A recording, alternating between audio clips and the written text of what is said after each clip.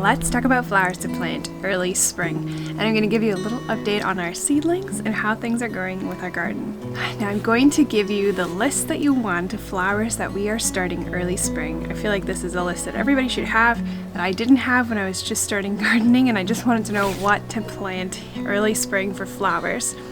But I will also say that if you follow this channel because you want to grow vegetables, I totally get that, but I'm a big advocate for variety, and especially including flowers in your garden with your vegetables so that you can have a healthy ecosystem of pollinators and insects all attracted to your garden with the beauty of the flowers and also the practicality of the food. So that's why I thought it was important to put out a video for flowers that you should start right now so you can transplant them for your summer garden. So let's get into the list. I should mention that if you've been following with our channel, we started some seeds 2 weeks ago. We had them growing by a window with some light, but in the meantime my husband has sort of made a setup for us for lights so that these seedlings can grow under light, which I would really recommend. Now you can grow seedlings at a windowsill. The only trouble is that no matter how much light they're getting, somehow I notice they're always kind of reaching over to try to get more light. So the only way that I've found to combat that is to have some kind of lighting happening from the top. Now this doesn't have to be expensive. I'll link a light down below that's sort of similar to ours. Really basic lights are fine as long as they are a certain Kelvin rating, which is kind of to mimic daylight that they would have outside. So I'll link that below. Super simple, it doesn't have to be expensive, but having lights coming from directly on top is beneficial to these seedlings because we want them to be healthy and we don't want them to be stretching and become leggy as they reach for light. So that's important. Let me show you what that looks like. Now the lighting in here is not as nice as outside, so I'll be quick, but this is the setup. It's just the light attached to this upper part of this desk where these seedlings can live, and it's kind of warm in here and cozy. And then I'm going to show you in a minute the system that we have, that we are busy setting up outside for these seedlings to get used to the temperatures outside and the light before we put them into the garden.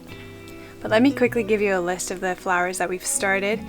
And this is a good way to do it because you can also quickly catch germination, see if you've got a good rating on some seeds that may be old. Like we have a bunch of old flower seeds that didn't germinate for us this year, and so I'm really happy to see that happening inside rather than starting them outside and then having wasted garden space because they didn't come up. The other thing is we also get a head start on these flowers by starting them indoors because a lot of them take a long time to grow, and so we can kind of get ahead with that by starting early indoors rather than giving them a really long growing time outside in the garden, which is just prime real estate, and I don't want to give too much of that up for too long. If I can help buy some time in here started in these little seedling trays. Like I mentioned in the video last week, we just started these in egg cartons flipped upside down. That's because I don't have my usual seed starting stuff. I know we finished unpacking after the move, but I don't quite know where everything is, or we seem to be missing a lot, so I'm just making do, and I don't intend for these to be in here for that long at all. So let's talk about the flowers to start early spring. Number one, they are all frost hardy. They can go out very soon into our garden, and so that's important because I don't want to be starting flowers that are going to be in here for a long time because that'll stress them out. They will not like that. They want to be outside, they want to be in a garden, and so this is just sort of a kickstart germination area for them to quickly make their way outside. There's not very much to see right now. Again, these are just starts, so I'll put some pictures to give you an idea if there's something specific you're looking for or you're still learning the names of flowers. I'll put some visuals so you can actually see what I am talking about. But this is the list of flowers that I started early spring in 2025. I've started some delphiniums, sweet peas, snapdragons, lupins, stock flowers, calendula, eucalyptus, soapwort rock, or otherwise known as saponaria, echinacea, chrysanthemum, alyssum, milkweed, and pansies. Read the seed packet and make sure if these seeds need to be covered with soil or left uncovered, because some seeds actually need light to germinate, and so that's important if you're wanting successful germination. The other seeds I've also started are lisianthus. This will be my first year growing them, and so I have not had any germination yet, and I am praying that I will. I've re-sown a few more today. We actually had an accident where the tray was dropped, and so I think those seeds, while we were able to salvage it, I think some of those seeds got buried under soil and they actually need light to germinate, and so I don't think those earlier sowings will come up, but hopefully today's sowing will be safe and come up shortly. Now these egg cartons don't have very much room at all, and so as soon as I see some good germination, first true leaves come out of these flowers, I will pot them up into a bigger little pot like this. And then again, the intention is to get these out as soon as possible so that they can get used to the light and the temperature and get out in the garden. So let me show you the update on that. So this is a garbage kind of bin that was already here on the property.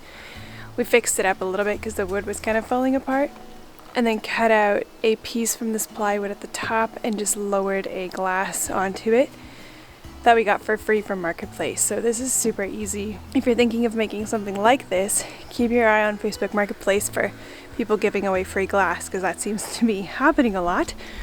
And then you can make yourself some kind of shelter like this for your seedlings to harden off, or take plastic and kind of taper it off the side of a building if you can do that. That was an idea we also floated. And now very soon you can see I've already got some flowers in here. Those are geraniums that are getting ready to live out here. They are frost hardy and can handle a little bit of freezing, but we want them to grow quickly, so I've got them in there already with a little bit of our herbs and seedlings to come in here very soon. Well, thank you for following along with our garden. I can't wait to show you more. Every year I think there's just so much more to know, so much more to learn, and so if this can be a place where you can learn from my mistakes and see the things that I'm doing to glean some of your own ideas, I would love that.